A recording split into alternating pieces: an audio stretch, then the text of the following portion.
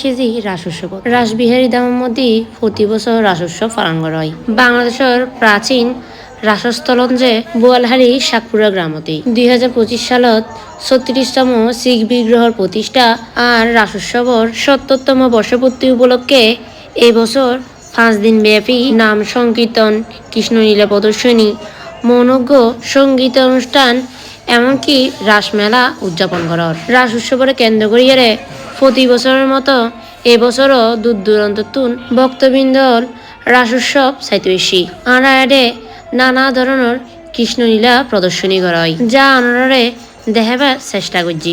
রাস উৎসৱ রাসিবে হরতুনেশি, রাস শব্দ হইবে রসত্বনেশি। রস মানে কি?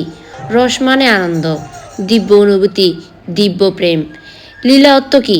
লীলা অনুযায়ী নৃত্য। শ্রীমদ্ ভাগবতর মতে ভগবান শ্রীকৃষ্ণ নিদ্রার দেবী যোগমায়ার আশ্রয় নিয়ে এই লীলা দাপর যুগর গোপীকল রঙে গজ্জিত। দাপর যুগত যাতে ভগবান শ্রীকৃষ্ণ গোপীকলর বস্ত্রহরণ গজ্জিত এতে ইতারার হাসে প্রতিজ্ঞা গজিল যে পরবর্তীতে পূর্ণিমা তিথিত ইতারার রঙে রাসলীলা করিব। নানানজনে এই রাসলীলারে নানাভাবে বুঝাই।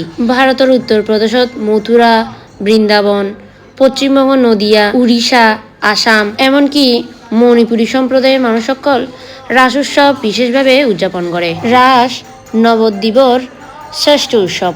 শরৎকালৰ শারদ উৎসৱৰ পরবর্তীতেই শুরু করিয়ারে এই উৎসৱৰ প্রস্তুতি শুরু হয়ে যাগই। হাত্তিক পূর্ণিমার অনুষ্ঠিত হয় নবদ্বীপর শ্রেষ্ঠ লোকায়ত উৎসৱ রাস।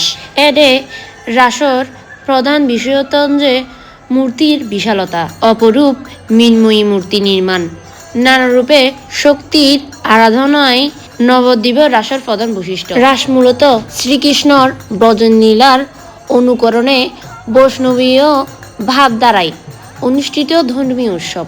কিন্তু নবদ্বীপের রাস প্রধানত শাক্ত রসাশ্রিত। আড়ায়াডে মেলা খুবই জাঁকজমক হয়।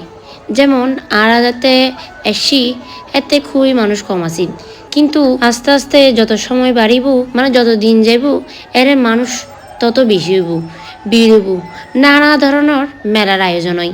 যেমন হাসপাতালতে শুরু করিয়ে একখান পরিবারের যা যা যাবতীয় জিনিস লাগে বেগিনি পাওয়া যায়, শুধুমাত্র হাট ফার্নিচার ছাড়া। আর বোন আরা বেগিনি ঘুরি ঘুরি সাইড নানা জিনিসপত্র না তো লাগিব জিন প্রয়োজনীয়। এই নকিনির স্বরূপ সকল ইতার খেলাধুলার জিনিস আর কসমেটিক্সের জিনিস বেশি কিনের। আর বেশি প্রসাধনী জিনিস যেমন মহিলার